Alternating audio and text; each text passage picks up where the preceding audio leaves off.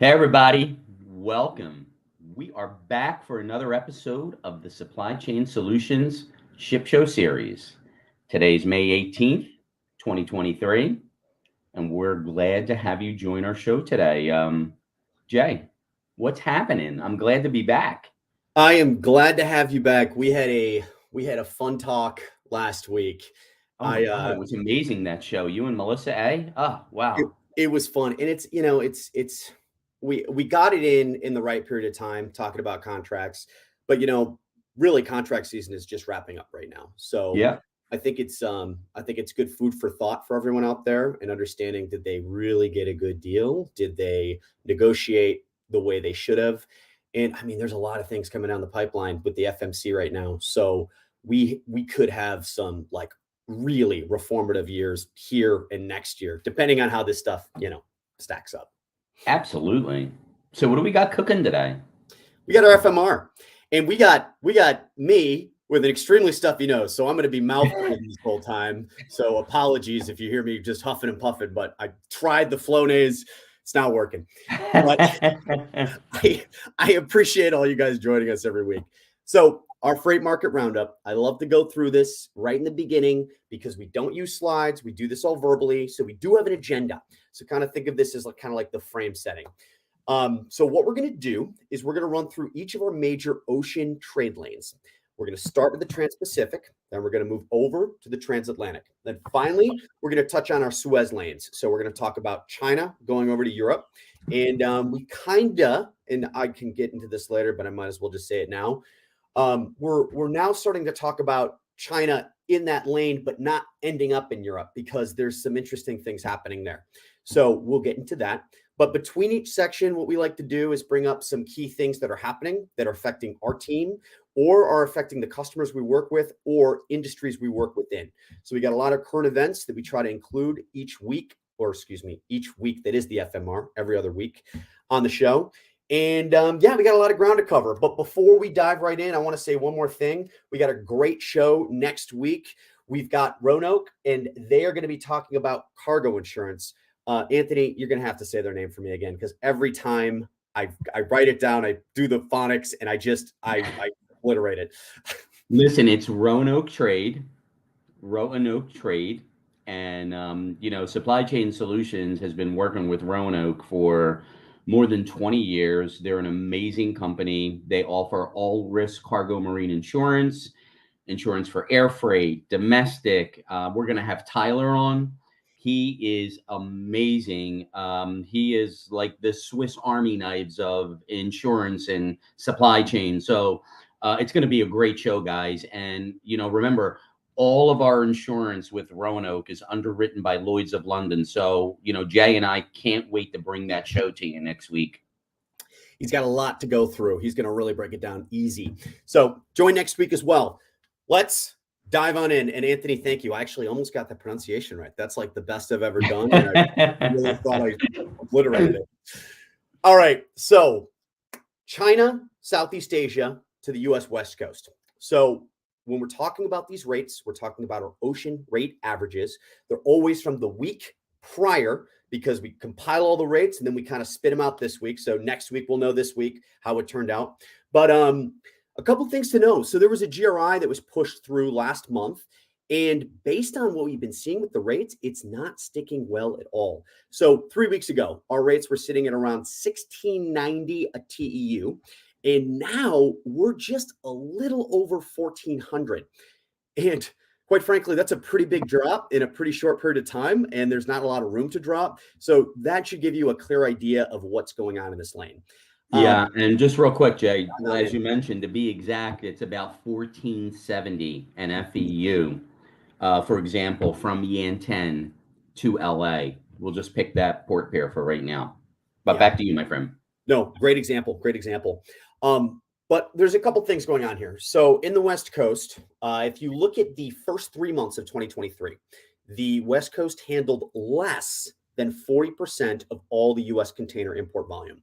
Now, comparatively, if you go back to 2019, the first 3 months of 2019, the US West Coast handled more than 45% of all those imports. So there's a shift that's happened.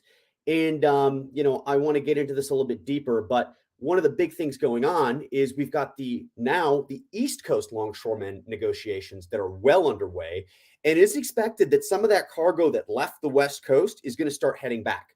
Now, when we've dove into a lot of articles, and obviously the West Coast ports, they want all of that back, but the general consensus is that about 10% of that cargo, not including disengagement from China, but just 10% of ship cargo is not going to come back. So there's a good example of this. There's a whole expose on this company. Company's called $1 Million Baby. They're a furniture manufacturer, and they basically, through this process, worked with their logistics provider and found a totally better way to ship. They worked with the customs team. They worked with, obviously, their 3PL, and they found out if they ship into Mexico, they can improve their service and they can also reduce some of their other costs. And they blatantly said they're not coming back to the U.S. West Coast. And, good. That's great. Great work for $1 Million Baby. Awesome being able to take kind of the hand that was dealt to them and turn it into something positive. But it's really bad news for the West Coast ports because, these contract negotiations, when they are so long and so drawn out and there's no extension filed, so anything can happen, it's too much of a risk. And shippers flocked away. And we had a whole mini series of log jams happening just because of our port talks. So, it's something that I hope we can learn from as we go forward. We have a lot of port negotiations coming up this year covering a lot of different borders. And I really, really hope people keep that in mind, that we have to do this, expediently and in a way that isn't just meant to throw a monkey wrench in the whole system. So, and Jay, just real quick, just to jump on that real quick, 1 second. So, folks, listen, it's about money. It's about big money, unions. It's about jobs.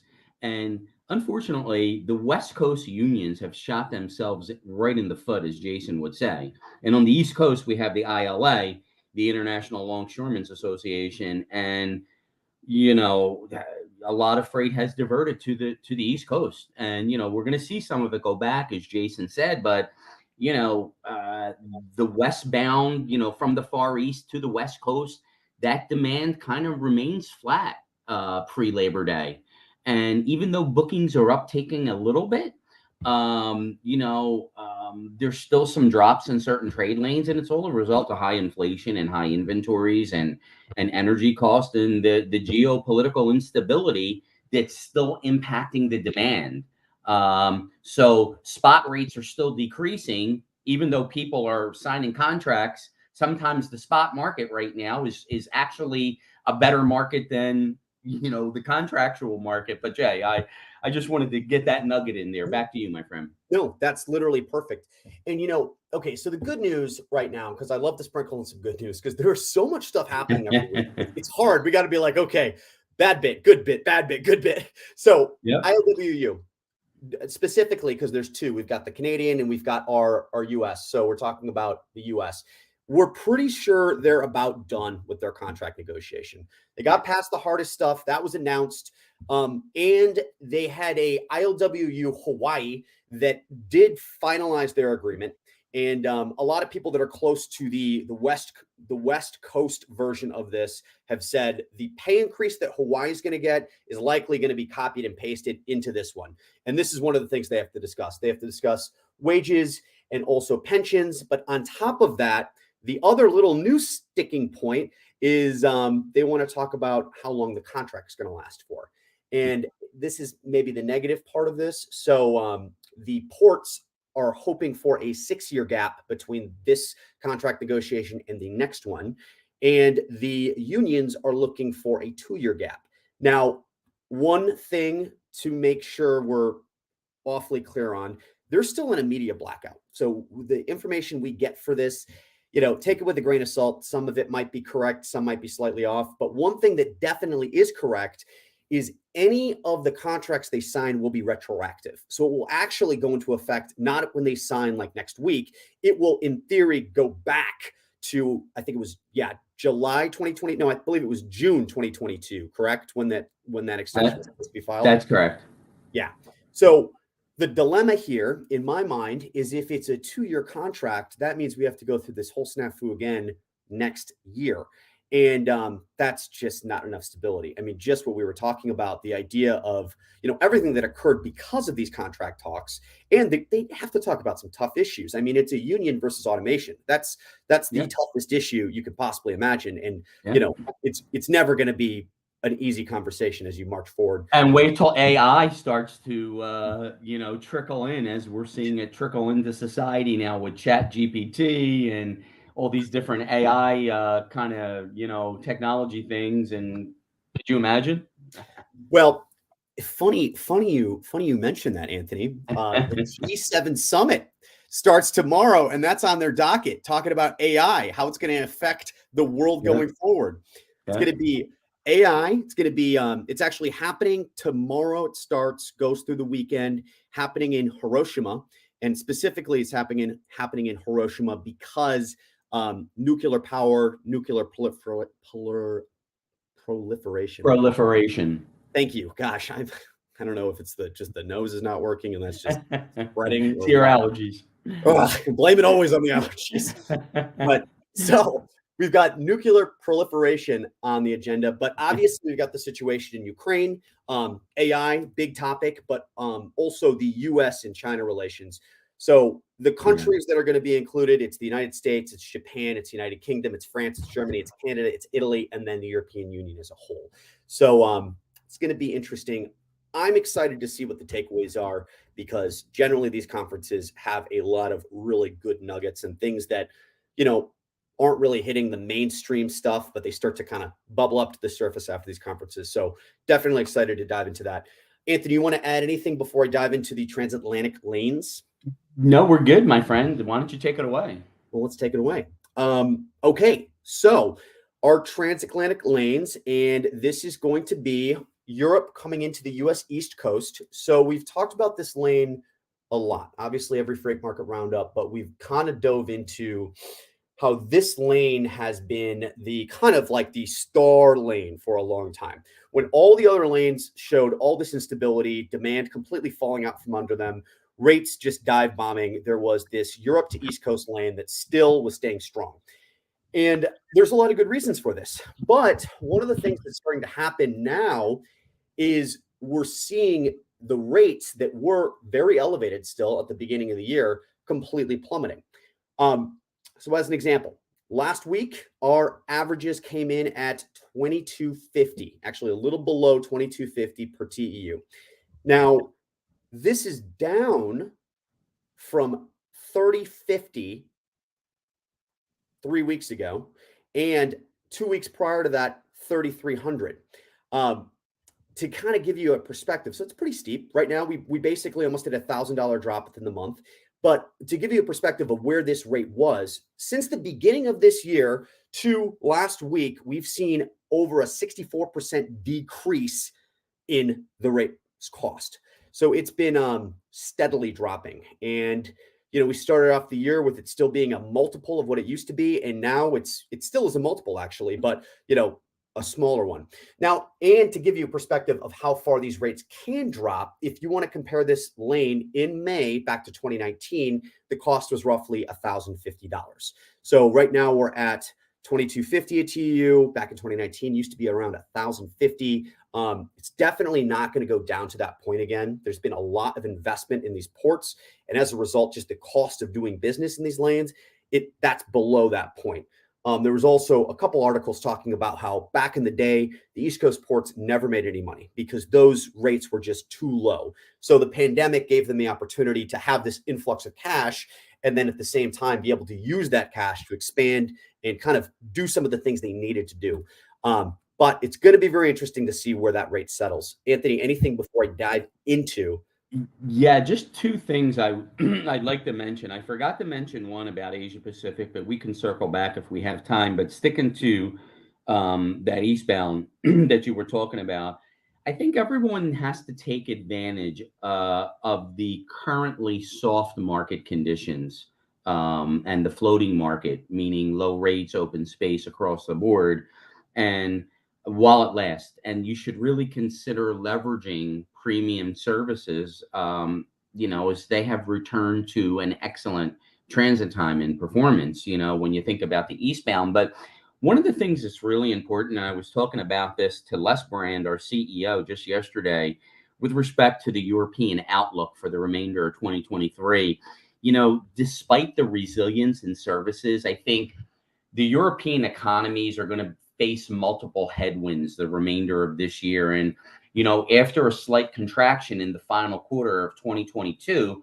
the Eurozone, is going to experience tepid growth throughout 2023 and moving into 2024. They're not going to have a lot of growth. And I think as high inflation continues to undermine the household purchasing power and the tighter financial conditions, restrain investment, it's going to be really interesting. And the Eurozone real GDP growth is really going to slow from 3.6% in 2022 to 0.8% this year. So as inflation and interest rates retreat, growth is going to gradually improve to 1.1%.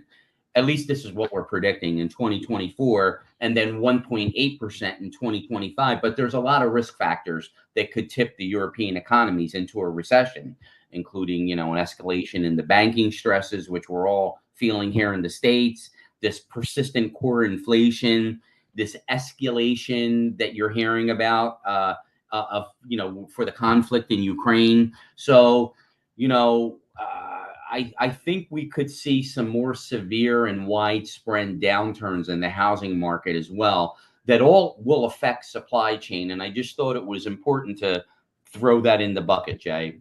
Sorry for being so long-winded about that. No. Really, really excellent point. A couple things that just made me think of. So the futures markets are looking really wonky right now. Yeah. Particularly, you've got your like paper or like your tree-based products that are looking kind of a little strange going forward. Diesel's a huge one. We obviously talk about diesel like every freight market roundup. Yeah. And if you know what gosh, I wrote this down in my notes real quick. Let me just check it out.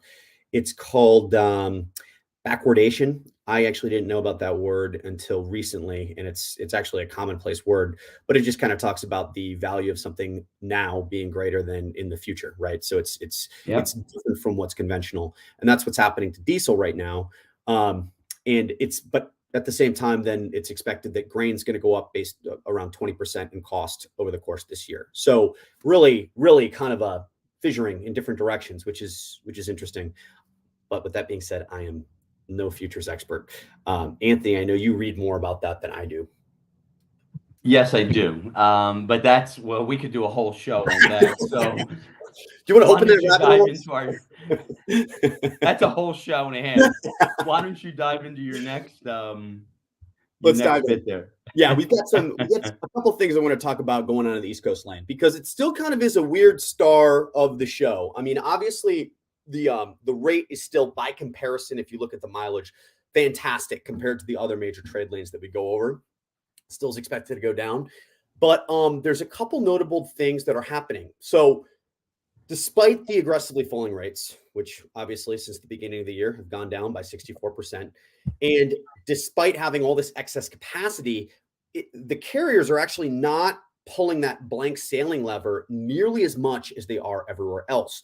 So over the course of April, there was only 3.1% of all the capacity that was blank sailed or blanked.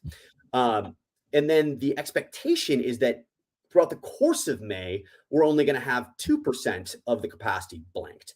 So that's pretty low compared to the West Coast ports that have been seeing waves and waves of blank sailings, just trying to maintain these very, very bottom level rates. And I thought that was incredibly fascinating. Now, a couple other things, so we are having a little bit of an issue when it comes to this shift. We talked about how the West Coast the West Coast shippers coming in from China were shifting over to the East Coast. And what's going on right now is if you look at the data and you look at just year over year imports from Asia into those East Coast ports, If we look at February, year over year, we're down by 26%. And then if you look at March, we're down by 38%. And I want to be kind of clear. We got a lot of information flying around, but March was just a very bad month in general. It was a slump. But if you take that number, 38% down from China, Southeast Asia imports into the East Coast ports, and you compare it to the total amount of imports that were down, the total amount that was down just for the East Coast ports was 17%. So you can see that it's not an equal part of the pie. It's a massive loss of those Southeast Asia and Chinese shipments in comparison to the total volume that is leaving the East Coast ports. Now, I do want to end on some positive information. And Anthony, I know you have some stuff to add to this too. And this talks about the Port of New York and New Jersey, because they are working on making the truck drivers' experience in their port substantially better. So the idea is if they can improve the truck driver's experience and they can improve the fluidity, then it just helps everything. They're doing a lot of little things to make this happen. So one of the things is called a live entry pass. And this is going to be a very clear, live, step-by-step instruction of how to navigate the 450-acre port facility. And the goal is to make sure that, new or inexperienced truck drivers or people who haven't been to that port before, they don't miss any of these critical steps that could obviously cause congestion in the port and just slow down things and lead to unhappy truck drivers. They've also added a cool feature where they can understand where they are in the loading queue. And that's actually connected to the equipment real time. So they'll know when they're next up or how many people are in front of them. And that's all going to be digitally sent to them, which is very awesome. And another interesting thing is they added a KPI. They added a KPI and they're calling it the Driver Happiness Index. So yeah, I had not heard this, but go on, my friend. Isn't this crazy? So we have been talking about the Driver Happiness Index. We never use that term, but we should have for a while because, just-in-time shippers before the pandemic, sometimes they're like, why do these truck drivers not want to come to our facility? Well, there's a lot of reasons. The Driver Happiness Index. So I'm glad someone has broached this key subject. But Anthony, that's right in your turf. Anything you want to add to it?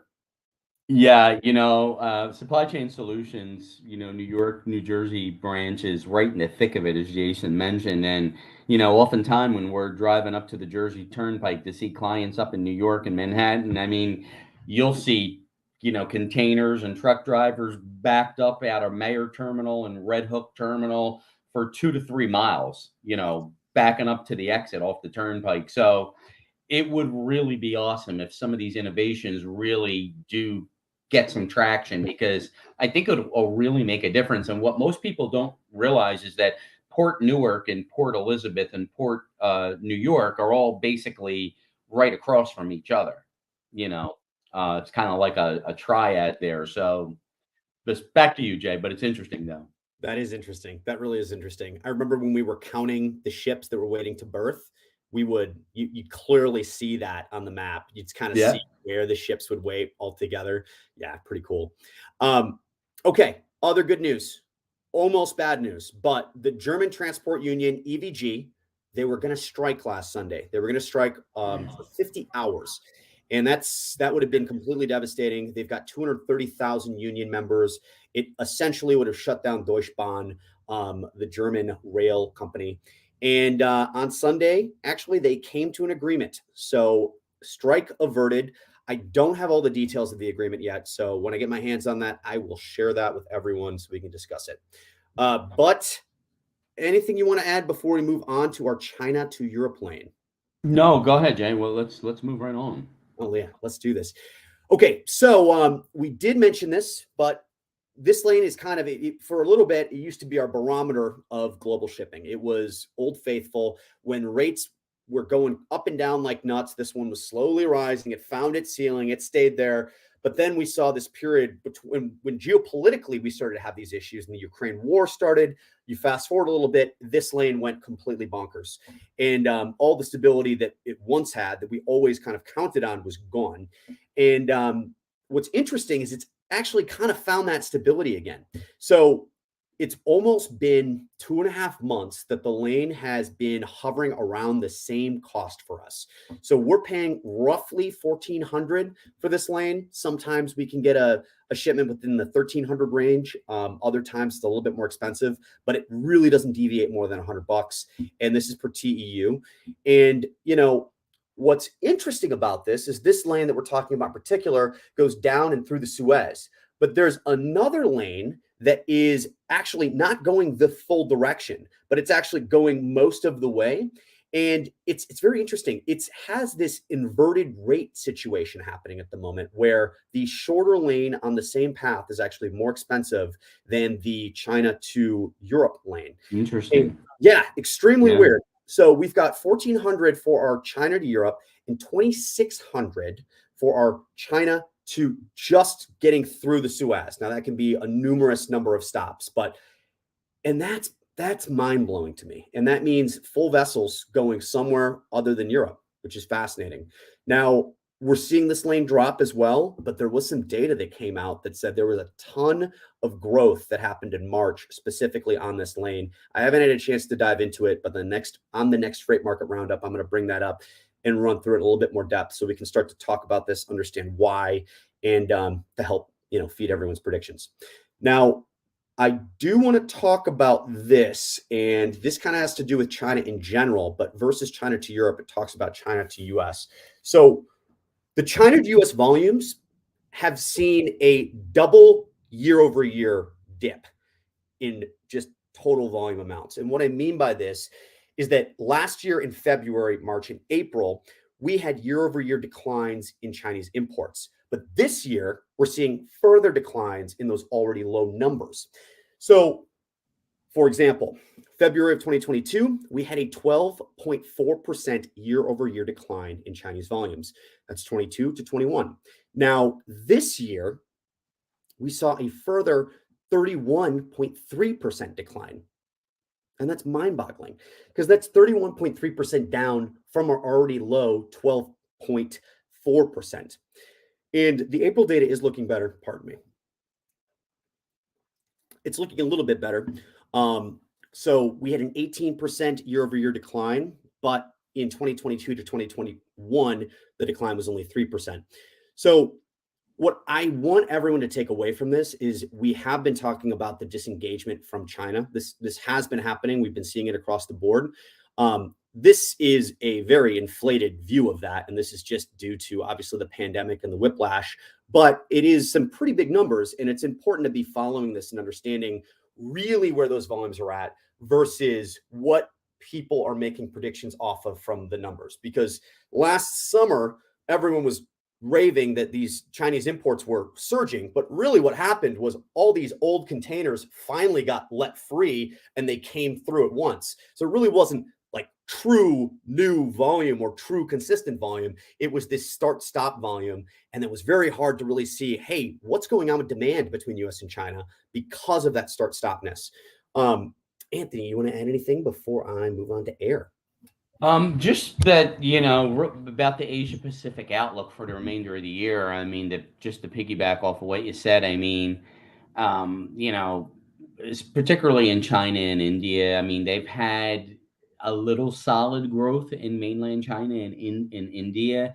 But Asia Pacific's real GDP is forecast to pick up from 3.2% last year to 4.1% this year, but it still hasn't hit the 4.1%. And they're also forecasting, their GDP is going to pick up, to at least 4.6% in 2024. And that would account for about almost 60% of the global growth. So, I mean, China's really going through some things, as Jason mentioned, because of their economy is really starting to accelerate more after the end of the zero COVID policies. And, their hospitality and transportation sectors were hit hard by pandemic controls. And it has bounced back most sharply, but, they're still constrained by weak exports in that export market, as Jason said. And, manufacturing growth is reviving more slowly as well. And, there's things to think about as, the policies to ease credit conditions and, There's a lot of stuff going on in that Asia Pacific rim right now. So I think that the drop in the exports is likely to outpace the decline in the import volume. So we're just going to have to continue to watch that closely. But I know Jason wants to get a few other things in here. So Jay, why don't you jump into your things that you have going there? Yeah, you almost brought me down another rabbit hole, but you reminded me we gotta hurry up. Sorry. I'm gonna go a little turbo speed on this. So let's talk about our air freight. The air freight numbers we were seeing for our customers, and this is shipping out of Southeast Asia or China coming into the US. Right now, we're looking at around a 460 a kilogram. So this is down from roughly 3 weeks ago. So remember that 460 is last week's compiled averages. Then 3 weeks before, we reported, or 2 weeks back, but the week before, we reported 520 a kilo was what we were at. So we are seeing a dip in this. I'm expecting this actually to drop all the way down to as low as 420. And this is based off of what we've seen happen during the pandemic. We've been on a pretty steady decline in these costs over the course of the last couple months. I don't think it's going to be a straight to 420, but I do believe we'll get down there over the next couple months. So we will see. Now, next, European air shipments coming to the US. First of all, if you're shipping from Europe to the US via air, you got to contact us. We've got a fantastic consolidation program. And oh my gosh, the amount of content that we can send over to you just so you have an idea of exactly what we do and how it's repeatable, what the process is like. It's amazing. We've been seeing a lot of the fresh content lately, and it gets me even more excited. So very cool. Definitely check it out. Let's say you ship just once in a while, or you just booked a shipment. Well, our customers that aren't shipping consolidations are paying roughly $275 a kilogram at this moment. So keep that in mind. It's actually a little lower than what it has been. It's been pretty stable for a while at around that $3 range. So this is a little blip lower than what it usually does.